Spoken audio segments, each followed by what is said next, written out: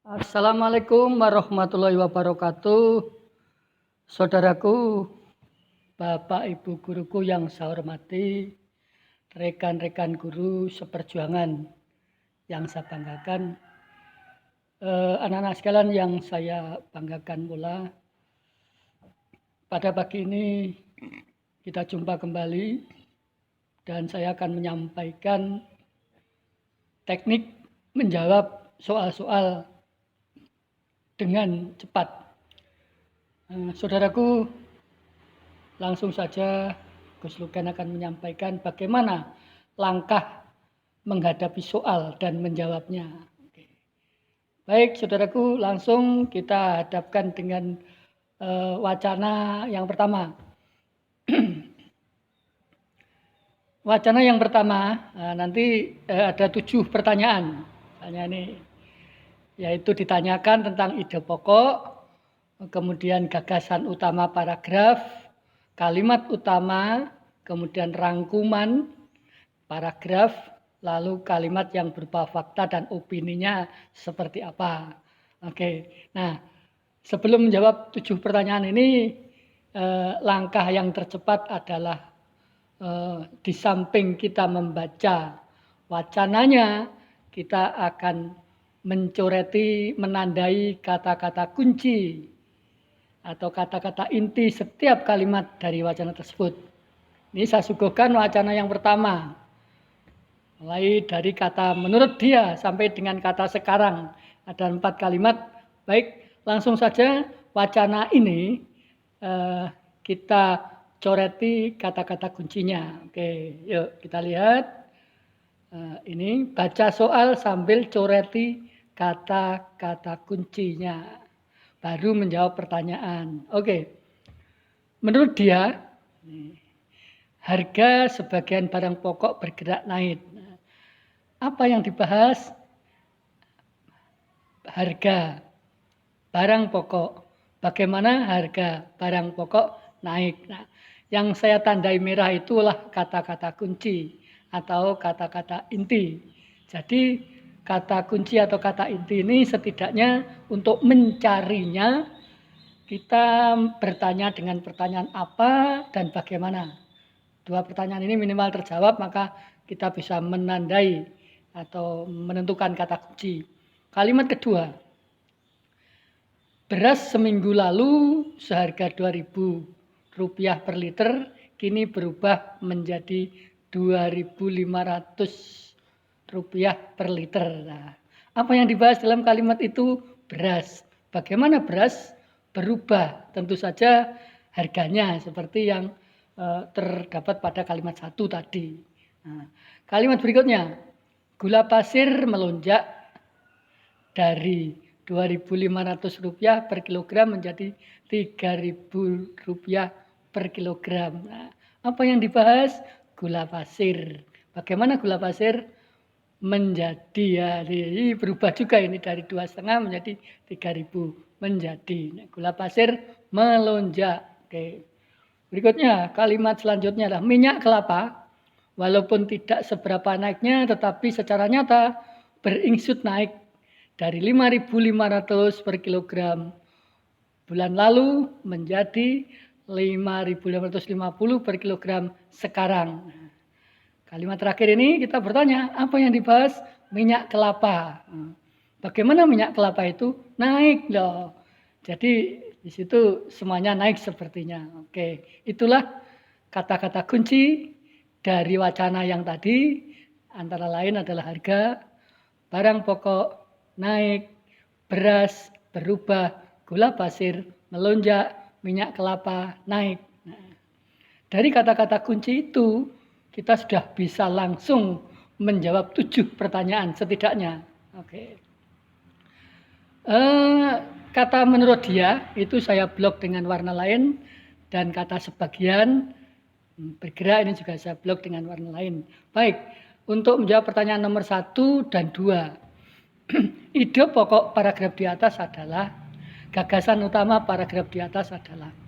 Nah, anak-anakku, ide pokok itu sama dengan gagasan utama. Istilah lainnya adalah pokok pikiran. Istilah lainnya pula adalah pikiran utama atau inti persoalan dalam satu paragraf.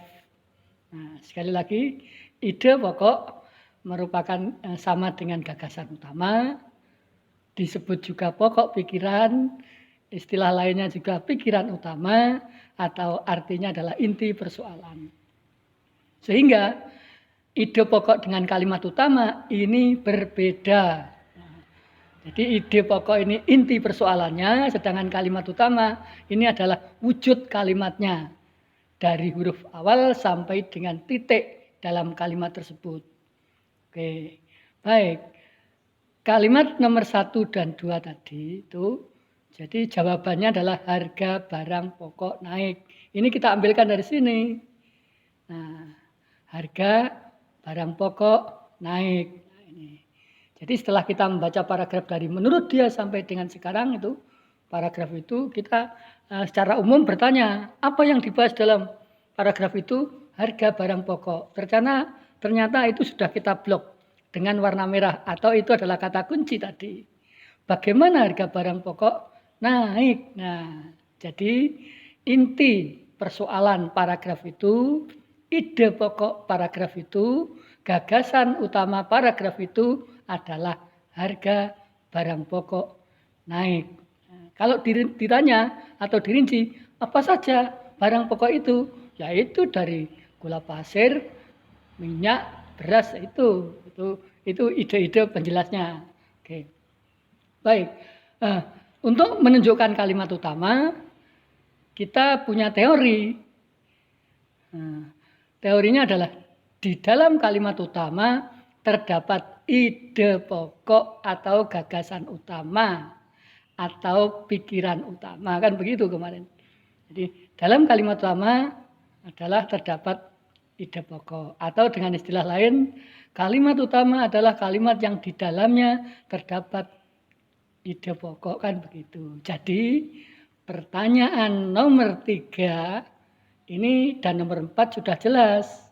Kalimat utamanya ada di kalimat nomor 1. Menurut dia, harga sebagian barang pokok bergerak naik. Ini kalimat utamanya. Kalimat nomor 1. Oke, nomor 3 dan 4 terjawab. Nah, terus yang nomor 5, rangkuman paragraf di atas. Untuk merangkum dari paragraf, ini ya dari kata-kata kunci yang sudah kita coreti tadi. Kata-kata kunci itu kita ambil, yang merah-merah itu kita ambil, lalu kita tata kembali dengan bahasa kita. Oke, baik. Ini rangkumannya. Rangkuman, ringkasan, atau simpulan didapat dari gabungan kata-kata kunci di atas. Ungkapkan dengan kalimat sendiri. Oke. Di sana tadi yang kita tandai adalah harga, terus barang pokok, naik, beras, gula pasir, minyak kelapa. Di sana ada naik, ada melonjak, dan seterusnya. Baik, ternyata kita rangkum dengan kalimat kita sendiri. Harga barang pokok naik. Barang tersebut antara lain beras, gula pasir, dan minyak kelapa. Atau diringkas lebih ringkas lagi boleh. Harga barang pokok seperti beras, gula pasir, dan minyak kelapa naik. Kan enak. Ini sudah menjawab nomor 1, 2, 3, 4, 5. Kan enak toh? Kan ya? Jadi ini caranya lebih cepat menjawab. 2 langkah sudah tertembak semua. 1 sampai 5 sudah terjawab. Sekarang pertanyaan nomor 6. Fakta dan opini. Nah, ini kan kita sudah jelas di sana. Sudah saya tandai juga. Menurut dia. Nah, ini kan menurut dia. Artinya kalimat nomor 1 itu adalah kalimat yang berupa pendapat dia. Jadi jawaban nomor 6 adalah menurut dia harga sebagian barang pokok bergerak naik. Nah, ini menurut dia. Oke. Nah, sedangkan faktanya ini adalah beras seminggu lalu berubah. Nah, fakta ini berurusan dengan angka, data yang jelas. Nah ini, jadi kita ini penjelasannya, saudaraku. Opini merupakan pendapat atau subjektivitas atau berupa perkiraan atau simpulan seseorang. Ini opini. Sedangkan fakta didukung angka yang pasti, jelas. Jadi opini ini di sana dari jawaban tadi adalah wacana menurut dia harga sebagian barang pokok bergerak naik. Faktanya yaitu kalimat-kalimat yang tadi ada angka-angkanya. Ini yaitu kalimat beras seminggu lalu berharga 2.000 menjadi 2.500, 2.250, gula pasir melonjak, minyak kelapa naik. Nah, ini fakta. Oke, jadi demikian untuk menjawab wacana pertanyaan nomor 1 sampai 7 dengan cepat. Oke, sekarang kita lihat, kita cek dengan wacana yang kedua, kita coba berlatih. Oke, dengan 9 pertanyaan kita akan menjawab wacana yang kedua hanya dalam waktu 2-3 menit. Ya, oke. Baik, menit pertama kita lihat. Jam meja yang biasanya berdering jam 8 untuk membangunkan daku sekali ini membisu. Nah, kalau kita membaca ini saja nanti akan kelamaan. Maka ketika kita sudah dihadapi oleh sebuah soal, nah, kita lihat dulu, kita lirik pertanyaannya. Ketika setelah selesai lirik baru langsung kita lihat deskripsinya sambil menggarisbawahi kata-kata kunci. Ini jadi biar tidak terulang-ulang lagi. Oke, begini. Baca soal sambil coreti kata kunci. Nah, ini dilakukan setelah kita baca soal. Setelah itu dilanjutkan dengan wacana sambil mencoreti kata kunci. Jadi gitu ya. Kita melirik soalnya, setelah itu baru wacananya. Baik, baru menjawab pertanyaannya. Oke, kita lihat. Jam meja yang biasanya berdering jam 8 untuk membangunkan daku sekali ini membisu karena lupa diputar. Nah, langsung saja jam meja membisu, kan gitu. Akibatnya saya terlambat bangun. Nah, saya terlambat bangun. Oke. Ke kamar mandi, sabun habis. Nah, ya, cepat-cepat saya pergi ke kamar mandi, ternyata sabun mandi pun habis. Lupa membelinya kemarin sore kan gitu. Mau sarapan nasi hangus. Mau berpakaian semua baju kotor sehingga terpaksa memakai baju bekas kemarin. Nah, ada kata baju kotor, memakai baju bekas. Ketika naik kendaraan hujan lebat sekali, hujan lebat. Nah, aku basah kuyup dan di kantor dapat omelan dari bos. Sungguh sial, benar nasibku hari itu. Ada aku dapat omelan, sial nasibku. Nah, oke, ini menit pertama kita mencoreti itu sudah. Lalu menit kedua kita bertanya, sebetulnya mulai dari kata jam meja sampai dengan hari itu, kita berpikir goblok-goblokan, paragraf tersebut yang dibahas apa? Oh, membahas kesialan, kan gitu toh. Ini. Buktinya apa? Itu jam meja biasanya berdering membisu, sial. Ini kan begitu. Ke kamar mandi sabunnya habis, sial lagi. Nasinya hangus, sial lagi. Baju kotor-kotor, sial lagi. Dapat omelan, sial lagi. Lah ini. Siapa yang sial? Adalah aku atau nasibku. Dengan demikian, maka nasibku sial yang dibuktikan, dijelaskan oleh penjelas-penjelas mulai jam meja, sampai terlambat, sampai kamar mandi, sampai nasi, kemudian hujan lebat, dapat omelan, ini adalah nasibku sialnya merupakan ide pokok. Menit ketiga, ide pokok paragraf di atas adalah nasibku sial. Tadi sudah kita bahas ya, nasibku sial. Gagasan utamanya sama dengan itu, ide pokok sama dengan gagasan utama, nasibku sial. Oke. Nah, kalimat utamanya tadi kembali kepada teori. Kalimat utama di dalamnya terdapat ide pokok. Yang ada kata nasibku sial adalah kalimat yang terakhir. Sungguh sial benar nasibku hari itu. Nah, jadi jawabannya sudah jelas. Kalimat nomor 9. Sungguh sial benar nasibku hari itu. Sudah. Nah, setengah menit kemudian rangkuman paragraf di atas adalah kita gabungkan kata-kata kunci tadi yang sudah kita tandai merah. Lalu kita angkat, kita ungkapkan dengan kata-kata kita sendiri. Hari itu nasibku sial, jam meja membisu sehingga saya terlambat bangun. Sabun mandi habis, nasi hangus, dan semua baju kotor. Akhirnya aku memakai baju bekas. Hujan lebat sekali sampai di kantor aku dapat omelan dari bos. Ini rangkumannya. Boleh dirangkum, lebih singkat lagi. Bisa, masih bisa itu. Baik. Kalimat utama penggalan cerita di atas adalah siapa yang sering muncul, siapa yang dibahas adalah aku.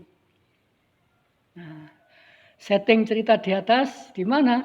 Kejadiannya di rumah, bangun tidur tadi, di kantor dapat omelan tadi. Jadi di rumah dan di kantor. Alur cerita di atas menggunakan alur maju. Mengapa? Karena diceritakan runtut kejadian, mulai dari bangun tidur sampai dengan di kantor dapat omelan, sehingga dinamakan alur maju. Sudut pandang ceritanya bagaimana? Oke. Sudut pandang menggunakan kata ganti aku. Di sana pengarang menggunakan kata ganti aku. Lalu telah kita lihat, cermati kata aku adalah sebagai pelaku utama.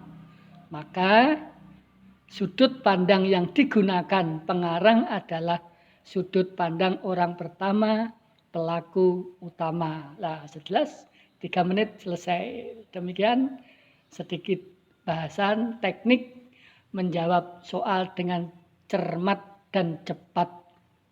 Terima kasih atas perhatiannya. Mohon maaf atas segala kekurangannya. Wassalamualaikum warahmatullahi wabarakatuh.